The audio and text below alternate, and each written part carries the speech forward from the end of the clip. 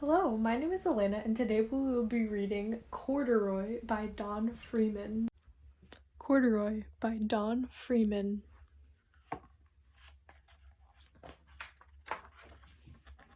Corduroy is a bear who once lived in the toy department of a big store. One day, he waited with all the other animals and dolls for somebody to come along and take him home.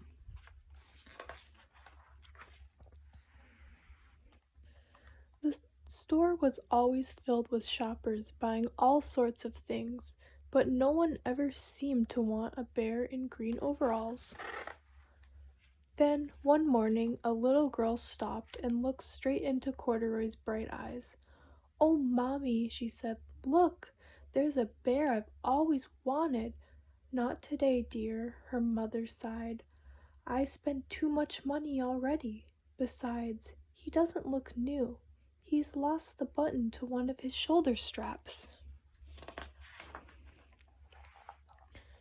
Corduroy watched them sadly as they walked away. "I didn't know I'd lost a button," he said to himself. "Tonight I'll go and see if I can find it."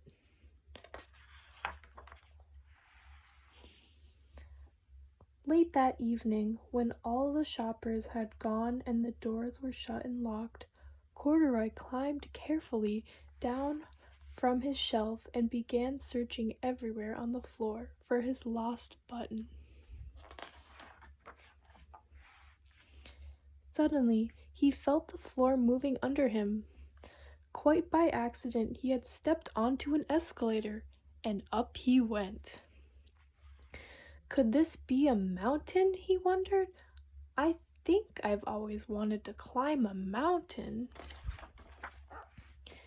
He stepped off the escalator as it reached the next floor, and there before his eyes was a most amazing sight.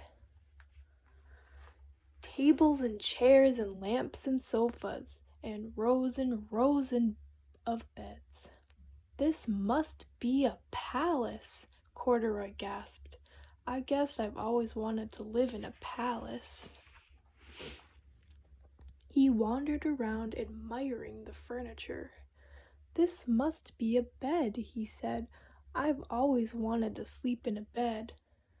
And up he crawled into a large, thick mattress. All at once he saw something small and round. "Why, here's my button!" he cried, and he tried to pick it up, but, like all the other buttons on the mattress, it was tied down tight. He yanked and pulled with both paws until pop! Off came the button, and off the mattress Corduroy toppled. Bang! Into a tall floor lamp, over and fell with a crash. Corduroy didn't know, but there was someone else awake in the store. The night watchman was going his rounds on the floor above. When he heard the crash, he came crashing down the escalator. "Now who in the world did that?" he exclaimed. "Somebody must be hiding around here." He flashed his light under the sofas and beds until he came to the biggest bed of all. And there he saw two fluffy brown ears sticking up from under the cover. "Hello," he said. "How did you get upstairs?" The watchman tucked Corduroy under his arm and carried him down the escalator and set him on the shelf in the toy department with the other animals and dolls. Corduroy was just waking up when the first customers came into the store in the morning, and there, looking at him with a wide, warm smile, was the same little girl he'd seen only the day before. "I'm Lisa," she said, "and you're going to be my very own bear. Last night I counted what I have saved in my piggy bank, and my mother said I could bring you home." "Shall I put him in a box for you?" the saleslady asked. "Oh, no, thank you," Lisa answered, and she carried Corduroy home in her arms. She ran all the way up 4 flights of stairs into her family's apartment and straight into her own room. Corduroy blinked.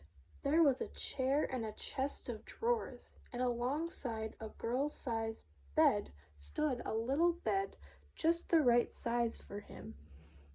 The room was small, nothing like that enormous palace in the department store.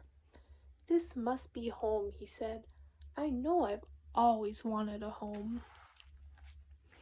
Lisa sat down with Corduroy on her lap and began to sew a button on his overalls. "I like you the way you are," she said, "but you'll be more comfortable with your shoulder strap fastened." "You must be a friend," said Corduroy. "I've always wanted a friend." "Me too," said Lisa, and gave him a big hug. Stay tuned for A Pocket for Corduroy.